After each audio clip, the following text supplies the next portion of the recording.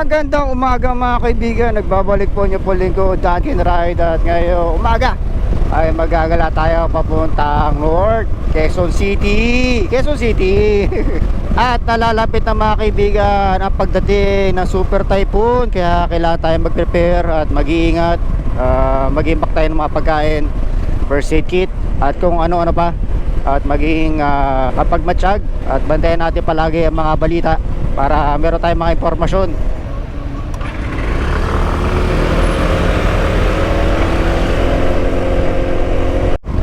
Ay, napakaganda ng umaga, wala masyadong traffic. Dito tayo ngayon sa BGC.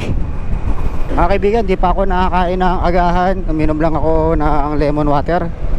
At medyo nagugutom na ako. Mamaya, mamamalengke ulit ako as usual. Mamamalengke tayo dahil wala na namang stock sa rep. At magagalit na naman si Mrs. dahil wala na naman daw siya maluto. Ahay! Ito na mga kaibigan.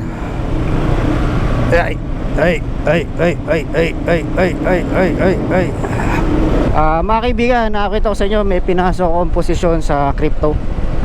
Di ko alam kung dapat ko bang iwento to pero isi-share ko na lang din. May pinasok akong posisyon. At ngayon yung market natin pababa o bearish market. Pero kung kayo papasok kayo, planuhin nyo maigi, mag-research kayo. Huwag kayong padadala sa mga influencer na pagsasabihin nila bumili kayo na ganito token, magtutudamon yung token. Minsan sasabihin nila pagpadala ka na ganito, ganyan. Huwag kayong maniniwala ron. Basta huwag kayong magpapadala sa mga influencer. Mahalaga magsagawa kayo ng mga sarili nyong research. At kung alam nyo magbe-benefit kayo sa long term o sa short term, nasa sa inyo yan. At mahalaga kontrolado nyo yung iyong mga emosyon. Huwag kayong magpapadala sa inyong emosyon. Maliit ang magiging epekto sa buhay natin kung tayo biglang yayaman kumpara sa maubusan tayo ng lahat-lahat sa buhay natin. Kaya tayo maging maingat. Invest natin kung ano lang yung kaya, kung ano lang yung willing natin na malos, diba? Hindi yung lahat-lahat ibubuhos natin, yung kaya lang natin, diba? Hindi yung oo nga kaya mo nga lahat, pero hindi yung ganun, yung kaya mo lang mawala. O di mo kailangan maging sobrang yaman. Ang mahalaga meron kang take profit kahit ba mga $2, $4, diba?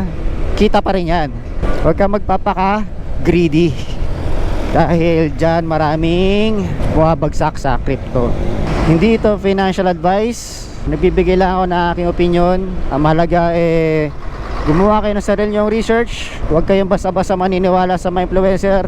Pag-aralan nyo maigi. Hindi ko sinasabing magaling ako sa crypto. Marami ako nalalaman sa crypto. Marami din ako na experience na malulupit.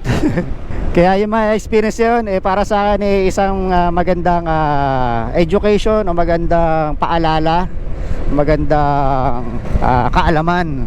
Nalugi na rin ako, oo, pero hindi ko tinuturing yun as disadvantage. Tinuturing ko yun as advantage dahil natuto akong maging kalmado, natuto akong maging handa. So mga kaibigan, uuwi na tayo. Pagpasensya nyo na yung relo ko dun sa hindi siya nakatama. Dahil nung nawalan ako ng battery, nung nagpalit ako ng battery, parang na-reset siya. Oops. So nandito tayo ngayon sa Quezon City. Papawi na tayo. Tapos mamamalengke ako mamaya dahil wala na kaming maluto sa rep. What a beautiful day. At nalalapit na yung bagyo mga kaibigan. Yung nakakatakot. Nakatakot yung nangyari doon sa Cebu. At mas nakakatakot yung mangyayari ngayon kasi super typhoon. Napakalaki, mas malaki pa sa Pilipinas. Uy, rebel Ay, rebel Volcan.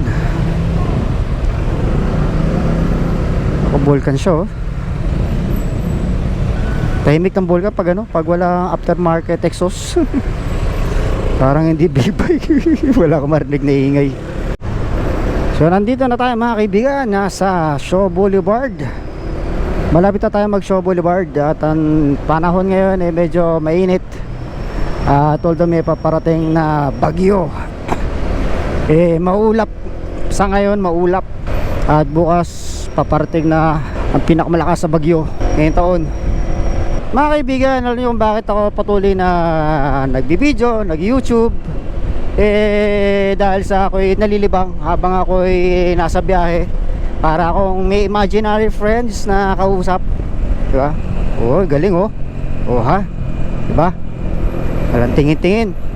Ayun, nalilibang ako at nakakalimutan ko yung traffic dahil ako'y nakipag-usap sa inyo. Yung mga nakikinig sa akin, yung mga patuloy na nanonood ng mga videos ko, maraming salamat sa inyo. At hindi naman to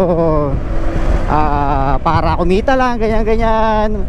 Dami ko natuklasan sa pagbablog. Ang dami kong na-realize na ito ay malaga para sa atin, para tayo ay makalimot sa problema, makaiwas sa stress, diba? Although mahirap mag-edit ang video, diba? Talaga naman, minsan gagana ka mag-edit, minsan tatamarin ka, napaka mahirap talaga na proseso pag YouTube. Pero para sa akin relax lang ako. Kumbaga hindi ko masyado binubuhos lahat ng aking oras. Kumbaga kung meron lang time, edi mag-video, kung wala edi hindi, vlog lang sa ibang araw. Pero para sa akin ako yung nalilibang, nag-enjoy ako, nakakalimutan ko yung problema, nakakalimutan ko ng stress, nare-relax ako, nakakaiwas ako sa traffic kahit matraffic. Kumbaga yung traffic kasi hindi ko nararamdaman dahil para sa akin ako yung nalilibang, o diba? Kaya tayo kalma lang. At ang oras, ang araw, magandang araw darating din sa atin. Kahit babagyin na tayo, malapit na bukas, darating din yung bagyo, tayo ay magpakakalma-kalma lang. Huwag tayo masyadong mag-iisip, huwag tayo mag-overthinking. Dahil sa panahon ngayon na sobrang makabagay-bagay sa internet, yung mga napapanood natin, mga narinig natin, masyado tayong na-stress, masyado tayong na-overthink, masyado tayong nagkakaroon ng anxiety, natatakot tayo.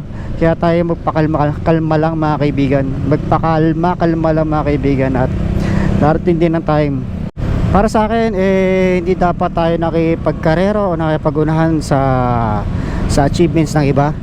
Mahalaga tayo ay safe, tayo ay healthy, yung mga kamag-anak natin ay mga walang mga sakit, mga magulang natin, yung asawa natin, lahat tayo safe, yun ang mahalaga, diba? At ang buhay ay talagang weather lang yan. Huwag tayo masyado nagmamadali. Basta isipin natin na safe yung pamilya natin, healthy, yun ang mahalaga sa ngayon. Yun ang mahalaga. Ang mas mahalaga ay maging kalmado tayo, kasi pag lalo tayong nag-iisip, lalo tayong nagiging problemado, mas lalong nasisira yung kalusugan natin, diba? Kaya sa ngayon ang mahalaga ay huwag tayong mag-overthink, huwag tayong madidepress, huwag natin masyadong isipin. Ako ginagawa ko, kunyari pag ako nagigising sa madaling araw, inisip ko yung anak ko, inisip ko yung asawa ko, yung pamilya ko, inisip ko na happy kami. At yun, di ko naiisip yung mga bagay na hindi naman dapat problemahin o isipin, di ba?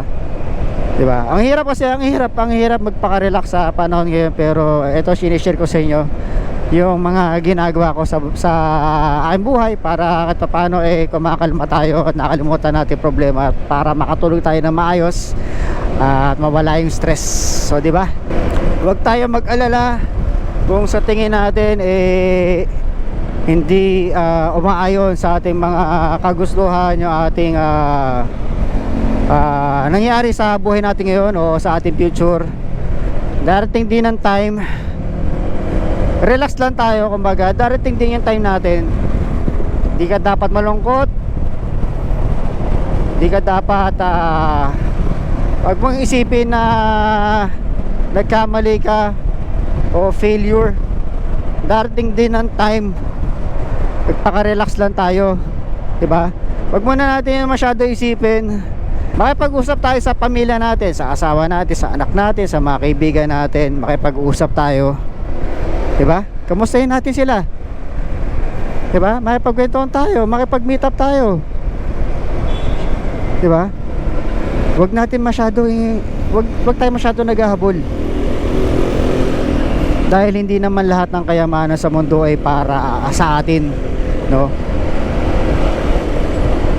May mga times talaga na ito lang yung para sa atin na pinagkaloob ng Diyos, diba? May mga rason ang lahat ng bagay.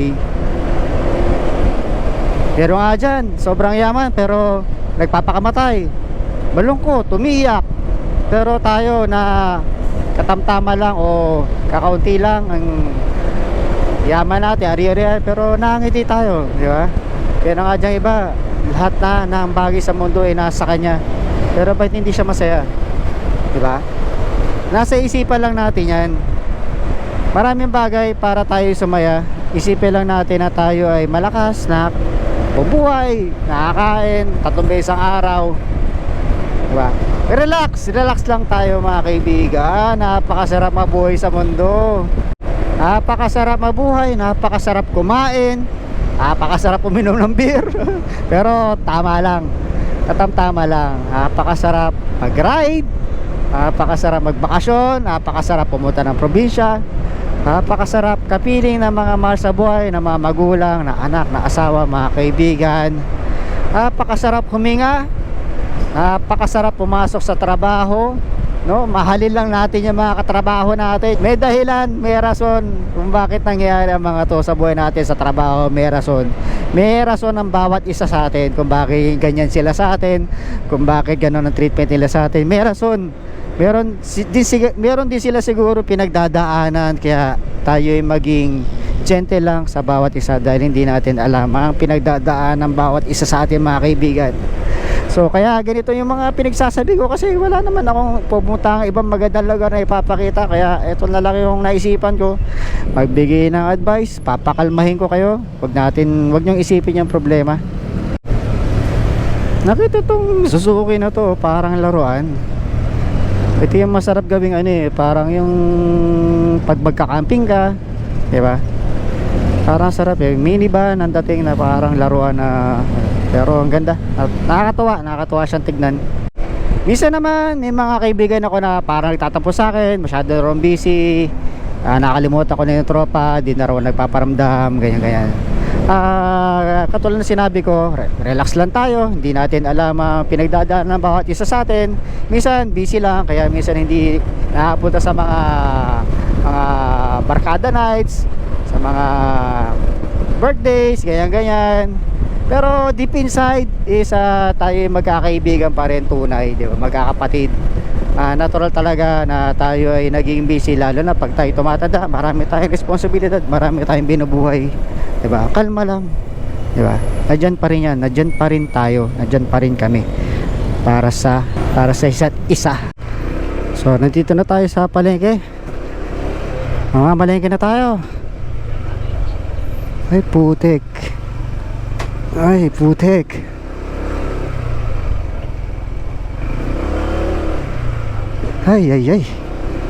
So kita kayo sa mga kaibigan. Huwag niyo pong kalimutang mag-like, share, at subscribe na ating channel.